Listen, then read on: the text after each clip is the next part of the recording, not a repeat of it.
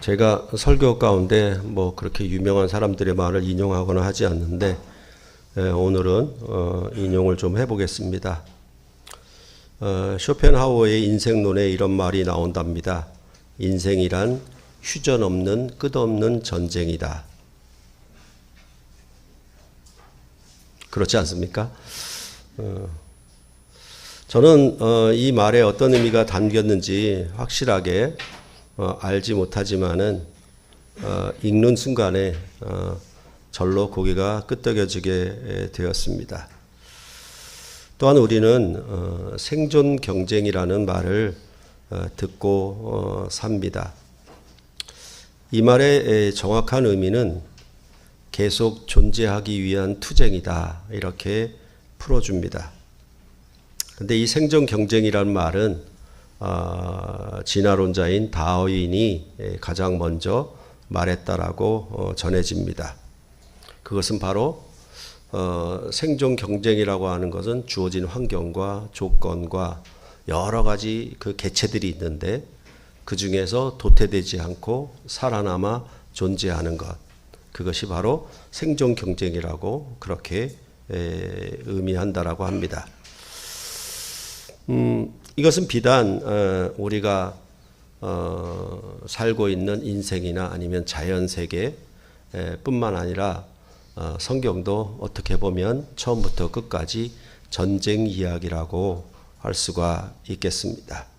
그래서 많은 그리스도인들이 이것을 인식하지 못하는데 성경에 구원 얻는 삶들은 모두 싸움이다, 전투다, 이렇게 기록을 했고, 우리가 요한계시록을 보았을 때에도 처음부터 싸움이 시작되었고 끝내 이기는 자는 이렇게 말을 하므로 전쟁에서 승리를 말을 하고, 신약 서신에서도 한결같이 얘기하는 것은 그 전쟁에서 승리하는 것에 대해서 신자의 삶의 구원의 완성으로 그렇게 표현해 냅니다.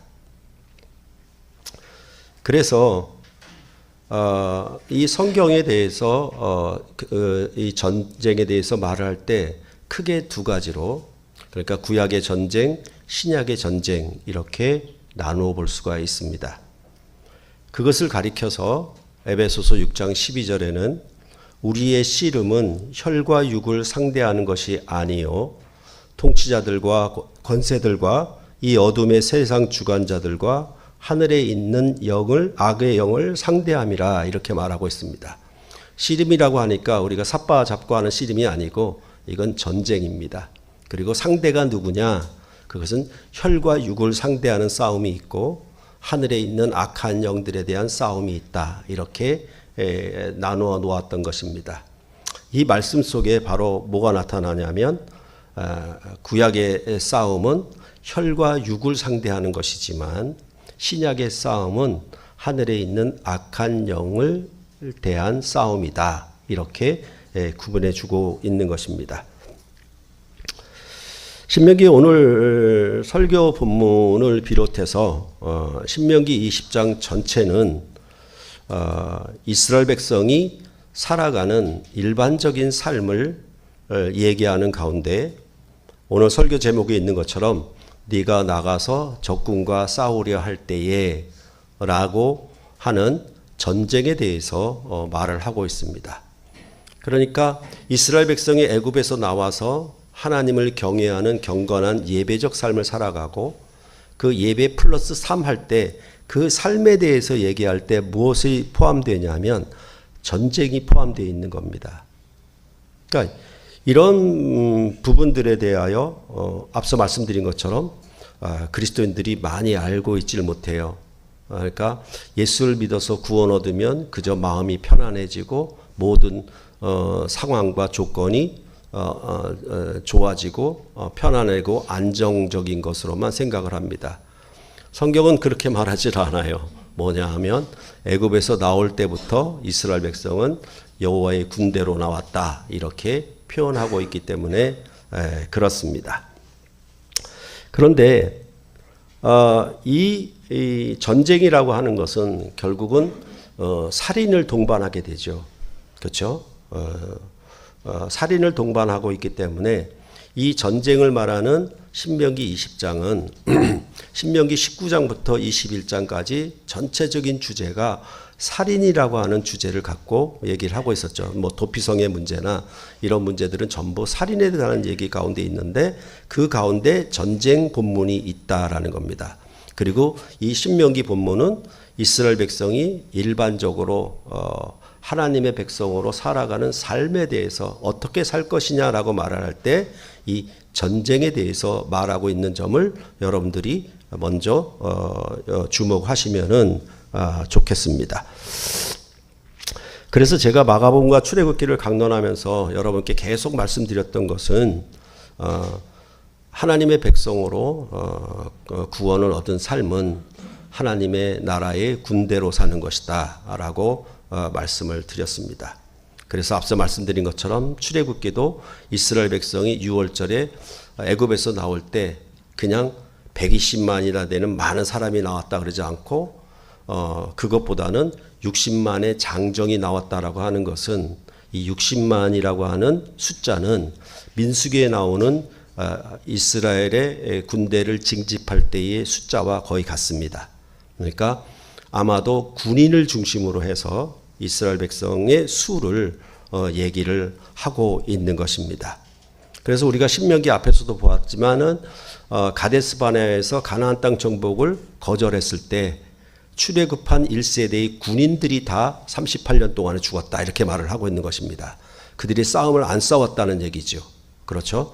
그런 부분에 대해서 성경은 일괄적으로 말을 하고 있고 그 다음에 마가복음에서도 제자 부르심이 각자의 주제가 다른데 3장 13절부터는 그 제자 부르심이 다르죠. 어떻게 다르냐면 베드로에게는 바위라고 하는 반석이라고 하는 이름을 주셨고 야고보의 형제에는 우레의 아들들이라고 하는 이름을 주어서 용맹스러운 용사의 이름을 주는 것을 통해서 제자들을 군대로 그리스도의 나라의 군대로 불렀음을 그렇게 나타낸다라고 여러분께 말씀드린 기억이 있습니다. 그러므로 성경은 전체적으로 적군과의 싸움이 큰 주제입니다. 근데 이를 자꾸만 우리는 인간의 내면적인 갈등, 인간의 마치 한쪽에는 선이 존재하고 한쪽에는 악이 존재해서 선한 사람, 악한 사람이 갈등을 벌이는 싸움으로만 자꾸 이야기를 합니다. 그러니까 이 내적인 갈등을 통해서 마치 그 정반합에 이르는 것처럼 선과 악이 싸움으로 더 나은 뭔가 합을 이루게 되고 또다시 정반합의 싸움을 통해서 뭔가 합을 이루게 되는 그런 해겔 철학의 관점에서 우리는 그 구원 얻은 백성의 성화라든지 구원의 완성을 설명해 온 거예요. 그러니까 우리 가운데 두 마음이 있는 거예요. 그죠? 두 마음이 있어서 예수를 믿어도 이 두 마음은 끝까지 가는 겁니다. 그래서 이 둘의 싸움을 가지고 한번 하나씩 이겨감으로 그 갈등을 극복함으로 우리는 성화가 되고 더 나은 존재가 된다라고 그래서 하나님의 형상에 이른다라고 그렇게 구원을 설명해 낸 것입니다. 근데 성경에 나타난 그 구원의 완성은 그런 방식으로 설명하지 않습니다. 적군과 싸워서 승리함으로 그 구원의 완성을 설명하는 것입니다. 그런 면에 있어서 그 성경의 가르침이 즉 교리적 가르침이 얼마나 어긋나 있는가라는 것에 대하여 여러분들이 알 수가 있고 여러분들이 정직하게 성경만 읽어도 이 성경 전체가 전투로 되어 있었고 그리고 항상 적군, 대적이 존재한다라는 사실 그건 내면의 적이 아니라 외부의 적이라는 사실을 늘 우리는 기억을 해야 하는 것입니다. 그러므로 성경이 말하는 것은 처음부터 그 적군과의 전쟁이 구원 얻은 시점부터 시작되는 것이고 구원의 완성도 적군과의 싸움의 완전한 승리를 거둘 때 그 구원의 승리가 있다라고 말하는 것으로 말하고 있습니다. 그래서 내가 마치 그 토굴이나 아니면 저 산에 올라 계명산인가요? 뭐죠? 맞나요? 계룡산 계룡산 같은 데 들어가서 돌을 닦아가지고 내가 어떤 뭐 도인의 경지에 이르는 식으로 성경은 그런 구원의 의미를 말하지 않습니다. 하나님 나라를 대적하는 원수와 싸워서 승리함으로 하나님의 기업을 차지하는 것, 이것으로 성경은 말하고 있는 것입니다. 그런 점에서 여러분들이 분명하게 구별을 하셔야 될 것입니다. 그렇기 때문에 항상 우리가 교회에 나온다, 예배를 드린다라고 하는 것이 무엇을 자꾸 추구하냐 하면 자기 마음의 평안과 안식만, 안정만을 추구해요. 고요한 가운데, 그렇죠? 호수가 잔잔한 호수인 것처럼 항상 우리는 자기의 구원의 모습을 자기 마음의 평안함에다 두고 있는 거예요. 그렇지 않습니다. 성경은 전쟁에 승리한 기쁨을 얘기를 합니다. 예수 그리스도께서도 십자가에서 죽고 부활하신 것은 사망의 권세, 사탄의 권세와 싸워 승리한 것을 말하지 예수님의 내면적 갈등을 얘기를 하지 않습니다. 그런 부분들을 우리가 잘 이해하면 이 성경이 말하는 전쟁에 대하여 우리가 좀 더 잘 이해할 수 있고, 또한 철학적 가르침인 교리의 가르침과 구분해서 성경이 말하는 점을 우리가 잘 이해할 수가 있을 것입니다.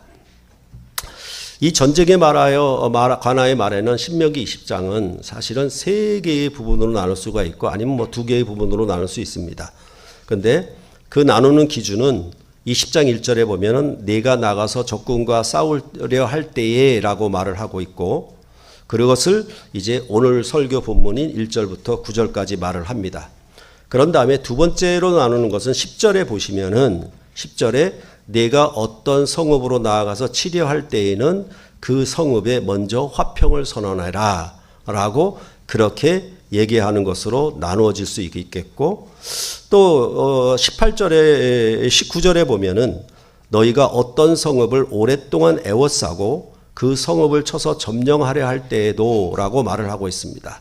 그러니까 전쟁이 좀 다른 양상이죠. 그렇죠? 적군과 싸우려 할 때에 성읍을 쳐서 들어갈 때에 먼저 화평을 선언하고, 그 다음에 그 성읍을 오랫동안 애워싸고 성을 치려 할 때에 어떻게 해야 되느냐, 이런 점에 대해서 3가지로 전쟁의 양상에 대해서 말해주고 있습니다. 그러면 오늘 본문이 말하는 것처럼 적군과 싸우려 할 때에 가장 먼저 가져야 할 게 뭐냐? 싸움을 하려면은 뭔가 구비가 되어 있어야 되는데 먼저 뭘 얘기하냐면 두려움을 가지지 않는 것입니다. 그러니까 이런 것들은 항상 기본적으로 갖고 있죠. 그러니까 하다못해 어떤 스포츠 경기를 할 때에도 뭡니까? 항상 코치나 감독은 무슨 얘기를 하냐면 자신감을 가져라. 그러니까 이 멘탈을 잡아주는 거죠. 결국은. 그죠? 그것이 너무나 중요하기 때문에, 또 군대로서는 그 사기, 그렇죠? 그런 기세를 갖는 것이 너무나 중요하기 때문에 항상 이런 점은 매우 중요합니다. 그렇죠? 그러니까 어떤 외적인 무장도 있겠지만은 내적으로 이 두려움을 가지지 않는 것에 대하여 성경도 말을 하고 있습니다. 절대로 두려움을 가지지 마라. 근데 그 두려움이라는 게 어떻게 오느냐라고 하면은 오늘 본문에서 말하는 것처럼 이 상대방 적군이 말과 병거와 백성이 너보다 많아요. 그렇죠. 그러니까 뭐 싸우려 할 때에 상대방이 나보다 키가 크고 체격이 우람하고 뭐 태권도 8단이나 뭐 유도는 몇 단 된다 그러면 두렵지요, 당연히. 그런 두려움을 갖지 말라는 것입니다. 적군을 보고 적군이 말을 가졌고 병거를 가졌고 병력의 수가 나보다 많아요. 우리보다 많아요. 그러면 객관적으로 볼 때 이 싸움에 내가 이길 수 없다라고 하는 두려움이 누구에게나 있을 것입니다. 그런데 그런 두려움을 갖지 말라라고 오늘 본문에서 말하고 있습니다. 그러면 어떻게 이 두려움을 갖지 않을 수가 있겠는가? 그것에 대해서 설명하는 말이 여호와 하나님이 너희와 함께 하니까 두려워하지 말라라고 말씀을 하고 있는 것입니다. 이것에 대해서 2절로부터 4절까지 다시 1절의 말씀을 확대해서 설명하는 것을 볼 수가 있습니다. 2절을 보시면 너희가 싸울 곳에 가까이 가면 제사장은 백성에게 나아가서 고하여 라고 말을 하고 있습니다. 이스라엘 백성의 전쟁은 제사장이 선언함으로 시작을 합니다. 그래서 우리가 그 신약 서신에서 항상 첫머리에 나오는 인사말에 은혜와 평강이 너희에게 있기를 원한다라고 하는 인사말은 그냥 의례적인 인사말이 아니라 그게 뭐냐면 전투에 나서는 교회에게, 그 교회에게 전투에 대한 인사를 하고 있는 거예요. 그래서 여러분께 자주 말씀을 드렸지만은 양쪽 진영의 군대가 이게 도열하고 섰을 때에 보통은 왕이 백마를 타고 병사들을 전부 도열하면서 뭐라고 하냐면 왕을 위해서 싸워라. 그리고 너희가 살아 돌아오기를 바란다. 전쟁에 승리하고, 그런 개념이 뭐냐면 은혜와 평강이에요.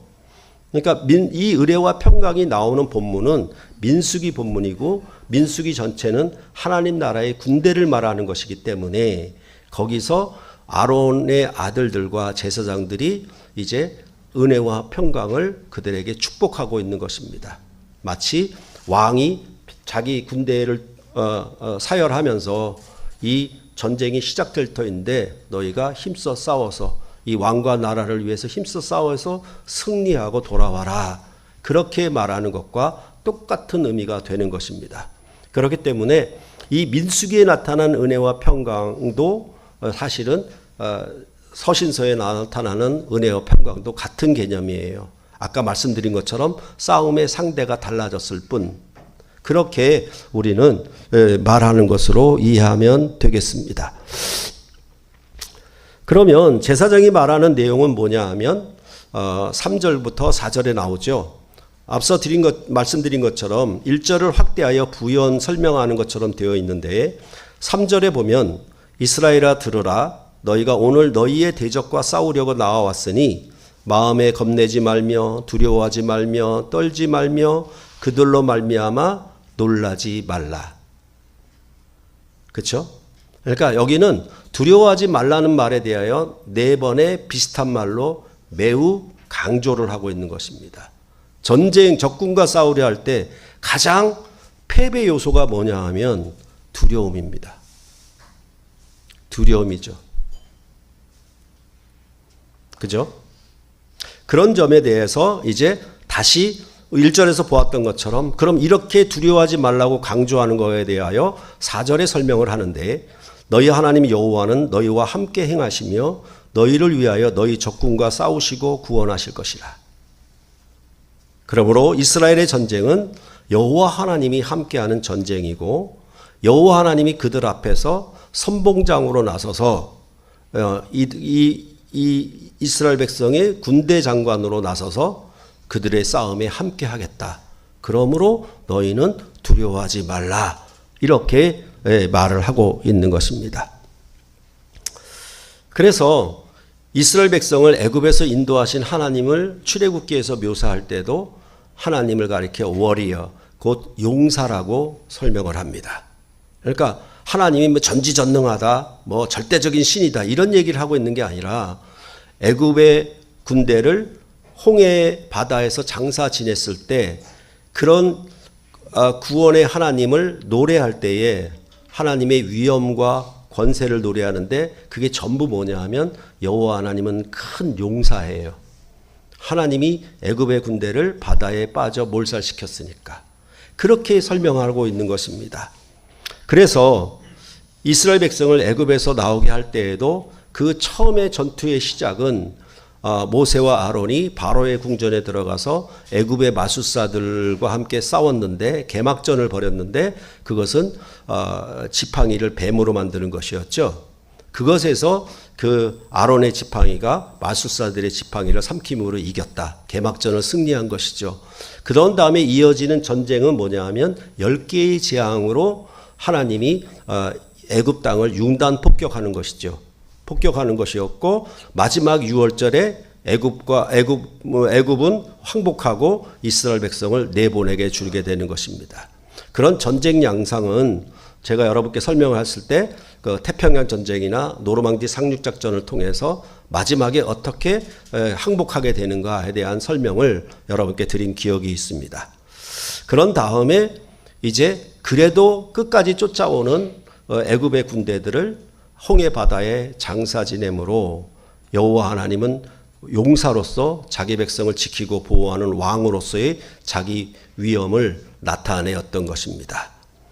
그런 부분에 있어서 뭐라고 얘기하냐면 하나님이 함께한다라고 하는 것은 어떤 추상적이고 어떤 개념을 얘기하는 게 아니라 역사적인 배경을 갖고 오는 거예요. 애굽에서 너희를 인도할 때 그 여호와 하나님은 왕으로서 용사로서 그 애굽 군대와 싸워서 너희를 구원하여 냈지 않느냐.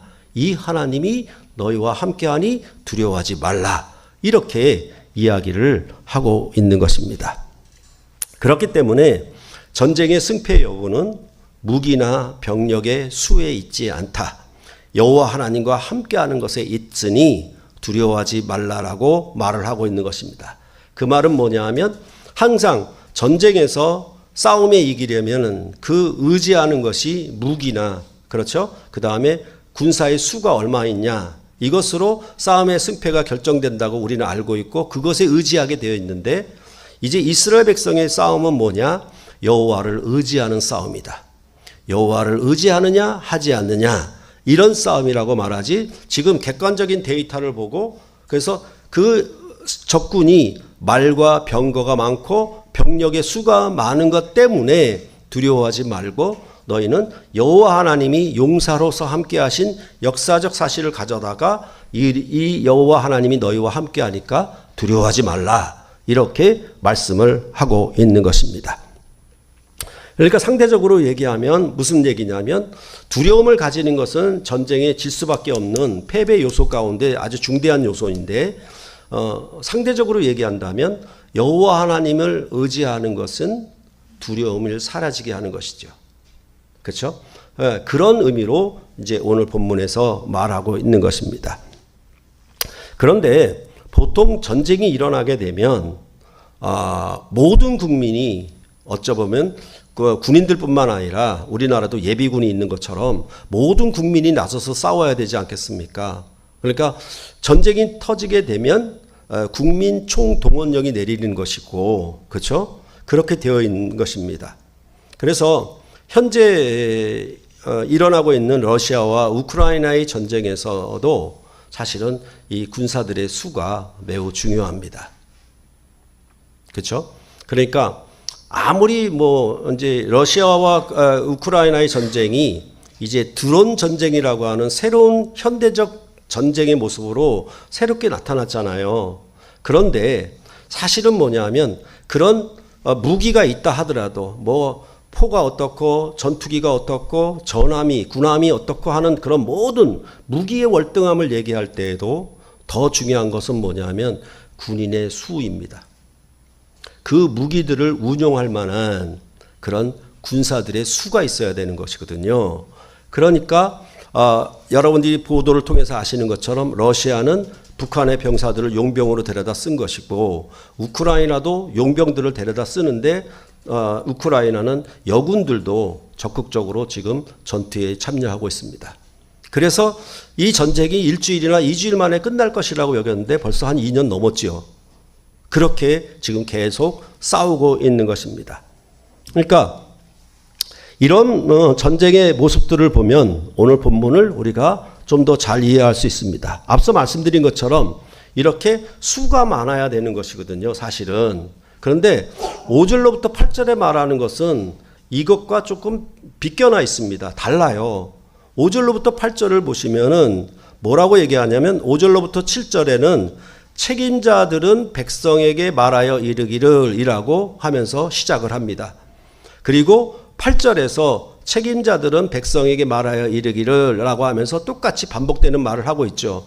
그러면 이 싸움의 후반부에서 말하는 것도 책임자들이 백성에게 말하여 이르는 것을 따라서 두 부분으로 나눈다면 5절로부터 7절 그 다음에 8절로부터 9절 이렇게 또 나눌 수가 있겠죠.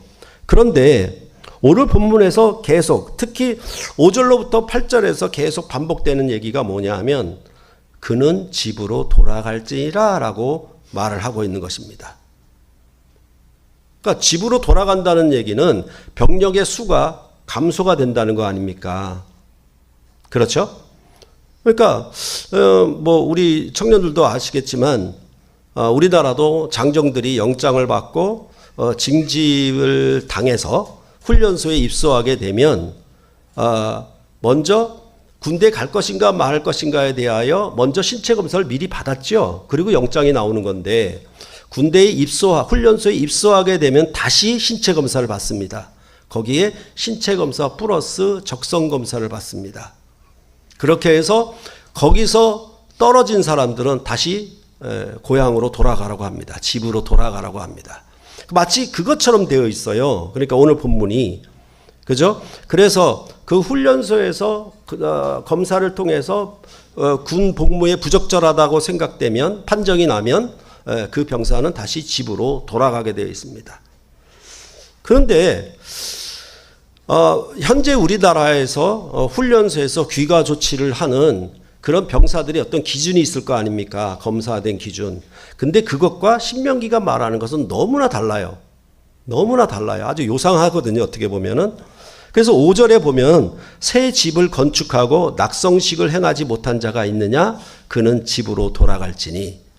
만일 전쟁에 나가서 그가 전사하면 타인이 낙성식을 행할까 하노라. 이렇게 말합니다. 이런 패턴이 그대로 또 이어지는데 6절에도 포도원을 만들고 그 과실을 먹지 못한 자가 있느냐? 그는 집으로 돌아갈지니 전사하면 타인이 그 과실을 먹을까 하노라. 또한 7절에도 보면 여자와 약혼하고 그와 결혼하지 못한 자가 있느냐? 그는 집으로 돌아갈지니 전사하면 타인이 그 여자를 데려가기 때문에 이렇게 얘기를 하고 있는 겁니다. 이런 자들은 전부 집으로 돌아가라 이렇게 얘기를 하고 있습니다. 그러니까 5절로부터 7절에 말하는 귀가 조치는 전쟁에 나갔다가 전사하는 경우 그가 이를 집이나 포도원이나 여자의 경우를 말을 하고 있습니다. 그러니까 타인에게 자신이 전쟁에 나가서 죽음으로 말미암아 자기가 갖고 있는 것을 빼앗기는 것, 잃어버리는 것에 대하여 이렇게 그런 자들은 이제 집으로 돌아가라. 신체가 멀쩡해도 아무리 건강하고 튼튼하고 싸움을 잘 싸우는 군인 같은 모습이 갖춰져 있다 하더라도 이런 것들이 되면 집으로 돌아가라고 그렇게 말을 하고 있는 것입니다. 그러니까 이것이 어떤 배경으로 하는지는 명확하지는 않아요. 명확하지는 않는데 만약에 우리가 오늘 본문에서 앞서 1절에서도 두려움에 대해서 말했고 8절에 가면 또 마음이 허약하고 두려워하는 사람들이 있어요. 군사들 중에. 이 두려움을 배경으로 한다라고 하면 이렇게 집으로 귀가 조치를 받는 이 사람들은 뭔가 두려움하고 연관이 있을 것이다 라는 생각을 우리가 유추는 할 수가 있겠습니다. 그래서 우리가 8절에도 보면은 또 이와 조금 더 달라요. 뭐냐 하면 두려워서 마음이 허약한 자가 있느냐? 그는 집으로 돌아갈지니 라고 말하고 있습니다. 그러니까 앞서 말씀드린 것처럼 현재 우리나라도 이런 적성검사를 통해서 무슨 정신병이 있다든가 생각이나 마음이 온전치 않다 그러면 귀가 조치를 하거든요. 그 귀가 조치하는 이유는 뭐냐 하면 오늘 본문에서도 그의 형제들의 마음도 그의 마음과 같이 낙심될까 하노라 라는 것입니다. 그렇죠? 그러니까 마음이 허약하여서 두려움으로 낙심되는 것이 전염될까 봐 옆에 있는 다른 병사들에게 전염되게 하면은 전쟁을 싸울 수 없으니까 이런 사람은 귀가 조치를 해라 이렇게 말을 하고 있는 것입니다. 이런 것들은 전체적으로 얘기하면은 뭐냐면 마음이 허약하다, 두렵다, 그것이 또 다른 병사들에게 전염된다라고 하는 것은 전체적으로 뭡니까? 군대의 사기가 저하되는 것이죠. 그렇죠? 그렇게 얘기하는 것이 오늘 전체 본문 중에 얘기하는 것으로 알 수가 있습니다. 그런데 이렇게 군사들의 수를 줄이는 경우는 우리가 사세기에 보면 그 기드온의 300용사에 대해서 말하는 그런 내용을 따라서 우리가 볼 수가 있습니다. 거기도 보면 미디안이 이스라엘을 7년 동안 지배하여 다스렸거든요. 그래서 이 미디안이 뭐냐면 이스라엘의 소나 양이나 토지를 전부 뺏어갑니다. 약탈을 해가니까 이스라엘 백성은 마치 일본의 식민지 때 우리의 쌀과 모든 수확물을 다 약탈해 간 것처럼, 그럼 당연히 이스라엘은 궁핍하게 되잖아요. 그러니까 이스라엘 백성이 심하게 하나님 앞에 부르짖었습니다. 이러한 이스라엘이 고통을 당하는 것에 대해서 그 원인을 뭐라고 얘기하냐 하면 애굽에서 인도하여 내신 여호와 하나님을 의지하지 않았다, 이렇게 말하고 있습니다. 그래서 그들이 범한 것은 뭐냐 하면 사사기 6장 10절에 이렇게 말합니다. 너희가 거주하는 아모리 사람의 땅의 신들을 두려워하지 말라 하였으나 너희가 내 목소리를 듣지 아니했다.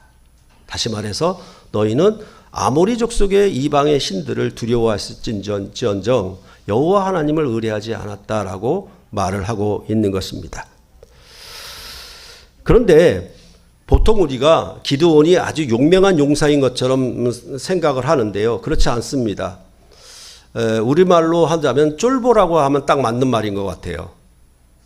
그러니까 기드온은 원래가 쫄보예요. 아주 이렇게 두려움 없이 용맹한 용사가 아니었어요. 이 사람은. 그것을 어떻게 말하냐면 미디안 사람들이 자꾸 자기들 것들을, 이스라엘 것들을 약탈해 가니까 어떻게 하냐면 밀을 타작하는데 정식 밀을 타작하는 곳에서 타작하지를 않아요. 포도주 틀에서 타작을 해요. 그렇게 해서 감추려고 한 것이죠. 빼앗길까 봐 숨어서. 또 하나, 여호와 하나님께 드리는 제사도 낮에, 밝은 대낮에 드리는 제사를 하지 못합니다. 밤에 행합니다. 안 보이게 하려고. 그것뿐만 아니라 기드온은 하나님이 내가 사사로서 미디안과의 싸울 때 하나님이 하게 할 것이냐 아니할 것이냐에 대해서 계속 시험을 합니다. 그래서 예를 들면은 양털 한 뭉치를 가져다가 만약에 이슬이 양털 한 뭉치에만 내리고 주변에는 안 내렸다라고 하면 하나님이 나와 함께 하신다는 걸 내가 인정하겠습니다. 그러니까 양털에만 이슬이 내렸어요. 근데 또 그것도 또 믿지 못해가지고 다시 또 하나님을 시험하는데 뭐냐 하면 이 양털만 마르고 양털 주변에는 전부 이슬로 촉촉하게 되는가를 보겠습니다. 그러면 내가 하나님이 나와 함께 하는 것을 인정할 수 있겠습니다. 그러니까 이렇게 어떻게 보면 하나님이 함께 하지 않는 것에 대한 두려움이 좀 컸던 사람이고 앞서 말씀드린 것처럼 완전한 쫄보입니다. 그런데 이 기드온 사사가 이렇게 이제 하나님이 함께 한다는 걸 알고 이스라엘 백성을 모았습니다. 모았는데 32,000명이 모였어요. 근데 하나님이 뭐라고 그러냐면 너희들이 이 전쟁에서 승리하고 나면 너희 손으로 이겼다고 할 거 아니냐. 그러니까 돌려보내라. 그래가지고 22,000명이 집으로 가버렸고 10,000명만 남았습니다. 그런데 여호와 하나님이 또 뭐라 그러냐면 아직도 많다. 그러면서 내가 징집할 병사들을 모을 수 있는 검사 내지는 테스트를 하겠다라고 해가지고 어떻게 했냐면 물이 흐르는 물가에도 데려다가 이 병사들 중에 무릎을 꿇고 혀를 그 물에다 대고 핥아 먹는 자가 있고 아니면 물을 손으로 움켜서 먹는 자가 있고 그거를 구분하도록 했습니다. 그러니까 무릎을 꿇고 그렇게 물을 핥아 먹는 사람들은 전부 집으로 가라. 그러고 손으로 떠서 먹는 사람, 이 사람들은 남은 자의 숫자가 300명이었습니다. 그러니까 3만 넘는 것에서 300으로 완전히 축소를 시켰죠. 왜 그러느냐? 너희가 너희 손으로 너희 힘으로 싸워서 이겼다고 할까봐. 여호와 하나님이 너희와 함께해서 이기는 전쟁이지 이건 너희가 스스로 너희 힘으로 싸운 전쟁이 아니야 라는 것을 그렇게 확인을 하는 것입니다. 그러니까 어찌 보면은 사사들 중에도 삼손과 같이 용맹한 자들이 있잖아요. 그런데 기드온은 굉장한 쫄보였던 것입니다. 이렇게 별 볼 일 없는 사람을 데려다가 사사로 세워서 미디안과의 싸움에 그것도 많은 병력의 수를 가지고 승리한 것이 아니라 300명 가지고 승리했다. 아시겠죠? 이 300명은 뭡니까? 우리가 그 영화에도 있었죠? 300용사인가? 그렇죠? 그게 있었죠? 그게 뭐 공통된 숫자인 것 같아요. 어떻게 보면은. 하여튼 간에 이렇게 하나님은 끝까지 무슨 얘기를 하냐면 하나님이 함께하는 싸움이냐 너희가 스스로 싸우는 싸움이냐는 것에 대해서 확인과 확인을 거듭했던 것입니다. 여러분도 아시는 것처럼 우리나라의 이순신 장군도 임진왜란 때 명량해전에서 12척의 적은 수의 배를 가지고 큰 승리를 거두지 않았습니까? 그죠? 그래서 그 율돌목이라고 하는 그 물의 흐름이 바뀌는 곳, 그렇죠? 그런 지형을 물의 흐름을 잘 알고 전략적으로 대처를 해서 12척으로 일본의 군함들을 완전히 침몰시킨, 그래서 큰 승리를 거두었고 이 명량해전은 전쟁의 승기를 완전히 가져오게 된 계기가 된 그런 놀라운 해전이었다고 여러분들은 알고 있습니다. 그러니까 이 적은 수의 배를 가지고 많은 수의 수백 척의 일본 배와 싸움에서 승리하는 그런 기록들은 전부가 있어요. 어느 나라에든지 어떻게 보면은. 그렇죠? 그런데 그런 승리를 볼 때 하나님은 여기 신명기 전쟁에서 뭐라고 얘기하냐면 그 적은 수에 대해서 어떻게 용맹한 군인들과 그 다음에 위대한 아주 뛰어난 전략을 가지고 이겼는가를 말하는 게 아니라 뭐냐면 하나님이 함께하는 전쟁이냐 하나님이 함께하지 않는 전쟁이냐에 대해서 말하고 있다는 점을 여러분들이 좀 더 이해를 하시면 좋겠습니다. 그러니까 이 얘기는 결국 애굽에서 인도함을 받은 여호와 하나님을 의지하는 싸움이냐 아니면 이방인의 신과 이방인의 권세를 의지하는 싸움이냐 이것으로 그 승패가 결정된다라고 말을 했고 결국은 이스라엘 나라는 이방신을 섬김으로 말미암아 그 나라가 망하고 망했다 이렇게 말을 하고 있는 것입니다. 그럼에도 불구하고 하나님은 이스라엘을 다 버리지 아니하시고 그들 가운데 남은 자들을 두시고 이 남은 자들을 바벨론으로 돌아오게 하심으로 하나님은 새로운 구원의 역사를 진행하셨다. 더 나은 역사를 이루셨다라고 말을 하는데 이제 바벨론에서 돌아올 때는 뭐냐 하면 유대인과 이방인이 같이 돌아와요. 다시 말해서 구약의 모든 애굽에서 나온 싸움은 이방인과의 싸움이었거든요. 그런데 새 출애굽에서 바벨론에 돌아올 때는 유대인과 이방인이 같이 돌아오니까 이 새 출애굽으로 세워진 나라는 상대가 이방인이 아닌 다른 상대가 나설 수밖에 없는 거예요. 그래서 이제 신약 시대에는 천하 만민이 이 나라에 참여하기 때문에 그런 의미로 유대인과 이방인의 싸움이 아니라 즉 혈과 육을 상대하는 싸움이 아니게 돼버린 거예요. 이제는 하늘에 있는 악한 영과의 싸움이 시작되었기 때문에 마가복음에서 예수님의 싸움도 회당에서 귀신 들린 자를 먼저 쫓아내어 주는 것으로 첫 표적을 행했고 그리고 거라사의 군대의 귀신들을 돼지떼에 들어가서 바다에 몰사하게 하는 그런 군대 싸움의 대상이 전부 귀신과 귀신의 군대로 되어 있는 겁니다. 그렇게 되어 있는 게 신약의 싸움이에요. 그런 의미를 우리가 좀 잘 분별했으면 좋겠습니다. 그러면 우리가 악한 영과 싸운다, 귀신과 싸운다라고 했을 때 우리가 어떤 괴기 영화에 나오는 그런 흡혈귀나 그런 것과의 싸움을 얘기하는가? 성경에서 말하는 악한 영과의 싸움은 더 이상 물리적인 상대인 육체와 육체를 가진 적군과의 싸움이 아니기 때문에 이 악한 영과의 싸움을 어떻게 설명해 내냐면 그것은 바로 귀신의 가르침이다. 이렇게 말하고 있는 겁니다. 신약 백성의 싸움은. 그러니까 뭐하고 싸우냐면 성령의 가르침하고 귀신의 가르침이 서로 싸우는 거예요. 이것을 신약의 싸움이라고 얘기를 하고 있는 겁니다. 그러니까 참으로 어리석고 성경을 모르는 자들은 기독교 국가다, 복음주의다라고 하면서 이방인들을 차별하는 겁니다. 거꾸로 하는 거죠. 거꾸로. 그건 구약의 싸움이에요. 신약의 싸움은 아니에요.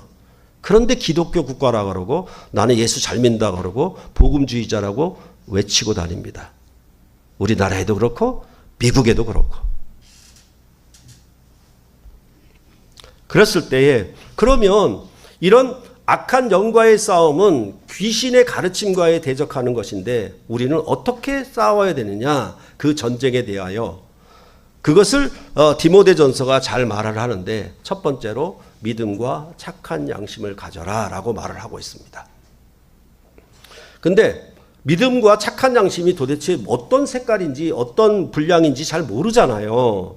근데 그것에 대해서 앞본문에서 설명하기를 뭐라고 그러냐면, 사도 바울은 죄인의 계수였는데 예수 그리스도 안에서 하나님이 긍휼의 풍성하신 사랑을 나에게 베푸셔서 나로 하여금 은혜를 받게 하고 내가 직분자로 세움을 받았다라고 말을 하고 있는 것입니다.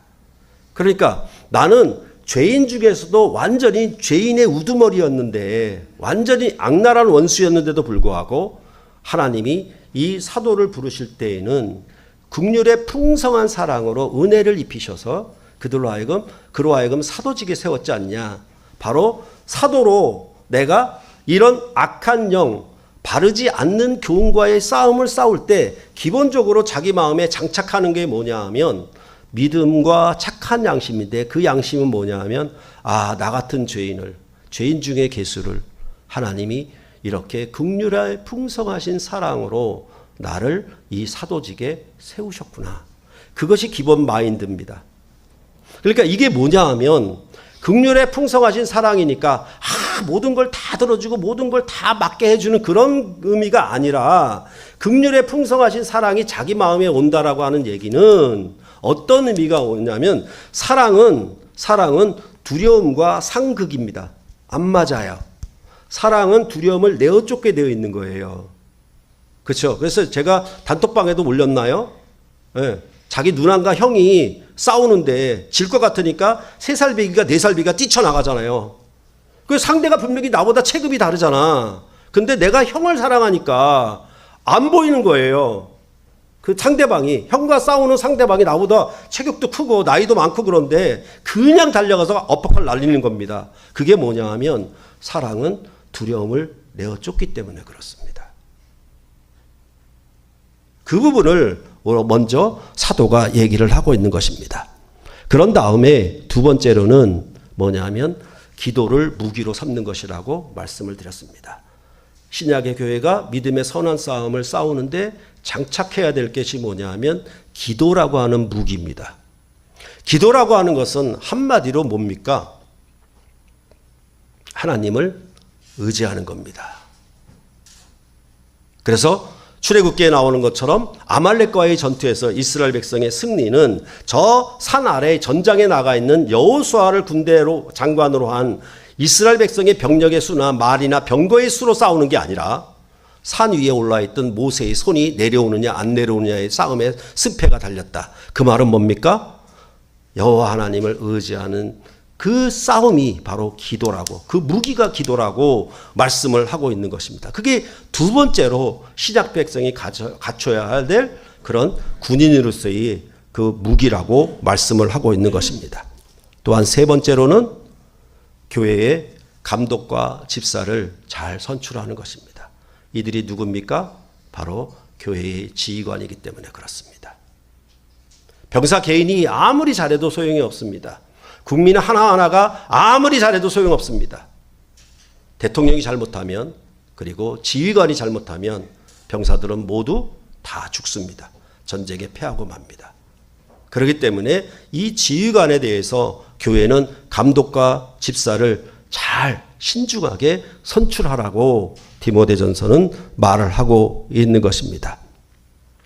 그러니까 참으로 어제도 청년의 전도서 본문에서 말했던 것처럼 선임자가 아무리 위대하고 좋은 일을 해놨다 하더라도 그 후임자가 우매한 자라고 하면 선임자가 세운 업적과 해놓은 노력을 전부 다 허물어뜨리는 거거든요.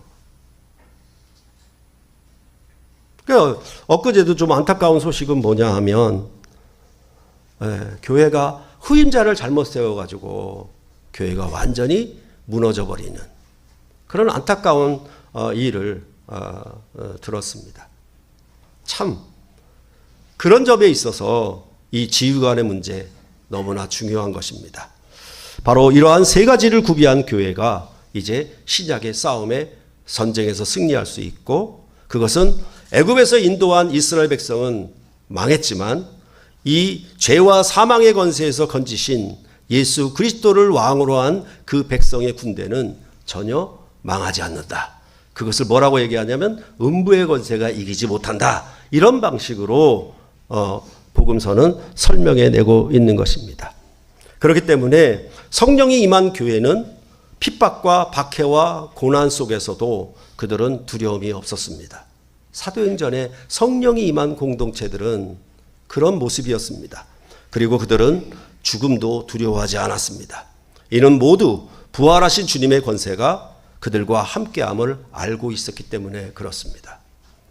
교회는 갈릴리 산에서 겨자씨처럼 눈에 보이지 않을 정도의 숫자 11명의 제자들로부터 시작을 했습니다. 그 나라가 로마를 정복했던 것입니다. 그리고 천하 만민에게 구원의 역사가 이루도록 해서 지금도 만민이 하나님 나라에 들어오는 이 구원의 역사가 지금도 진행이 되고 있는 것입니다.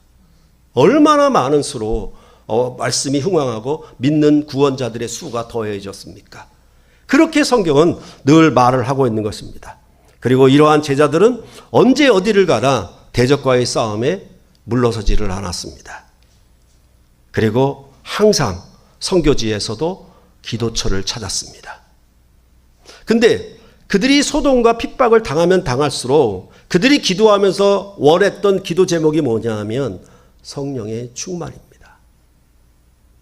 저는 여기에 세 가지 요소가 다 들어가 있다고 생각을 합니다. 성령의 충만이 임한다라고 하는 것은 그리스도의 풍성한 긍휼의 풍성하신 사랑이 우리에게 임한다는 얘기입니다. 그리고 우리는 이 성령의 충만을 구한다는 얘기는 성령으로 기도한다는 얘기가 되는 것입니다. 그리고 이 성령의 충만을 구한다는 얘기는 성령의 은사를 통해서 자기 직분을 감당하고 직무를 행할 수 있기 때문에 이 지휘관적인 요소가 다 포함되어 있는 겁니다. 그렇기 때문에 신약 백성이 싸우는 싸움은 이제 성령의 충만을 구해서 이 성령의 충만함을 입어서 그리스도의 사랑으로 풍성하기 때문에 두려움이 없고 두려움을 내어줬고 또한 성령 안에서 하나님 앞에 기도함으로 내가 온전히 하나님을 의뢰하는,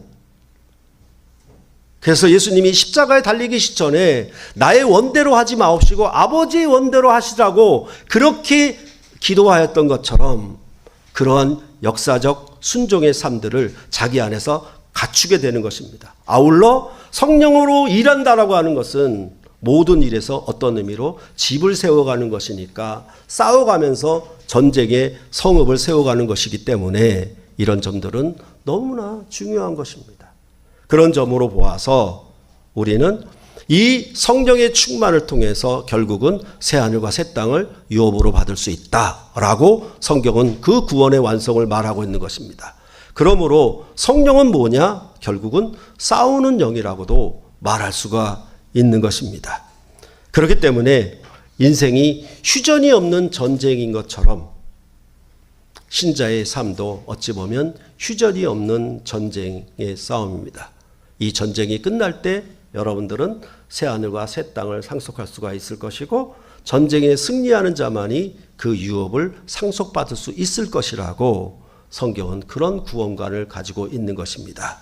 여러분과 제가 이 전쟁에서 승리하려면 어떤 것을 구비해야 되고 어떤 구비를 통해서 어떻게 하나님을 의지함으로 이 교회가 승리할 것인가 라고 했을 때 다시 말씀드리지만 기도하지 않는 자는 자기를 의뢰하고 있는 겁니다. 자기 힘과 자기 권세와 자기 능력을 의지하고 있는 것이지 하나님을 의지하는 모습이 아닌 것입니다.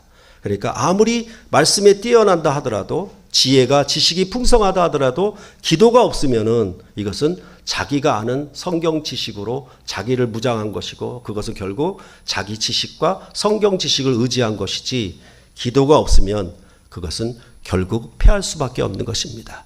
그렇기 때문에 디모데전서는 말씀과 기도로 경건을 훈련해라 이렇게 말씀을 하고 있는 것입니다. 그럴수록 저희 교회가 복음에 더 진보적인 모습을 보인다라고 하면 더더욱 성령의 충만과 기도가 우리가 훨씬 더 무기로 갖춰져야 우리가 이 험악한 세대, 이 타락한 세대에 교회가 진리의 싸움을 싸워 승리할 수가 있을 것입니다. 여러분과 제가 말씀과 기도에 더욱더 경건을 훈련하는 온전한 군사들이 되시기를 간절히 바랍니다. 기도하시겠습니다.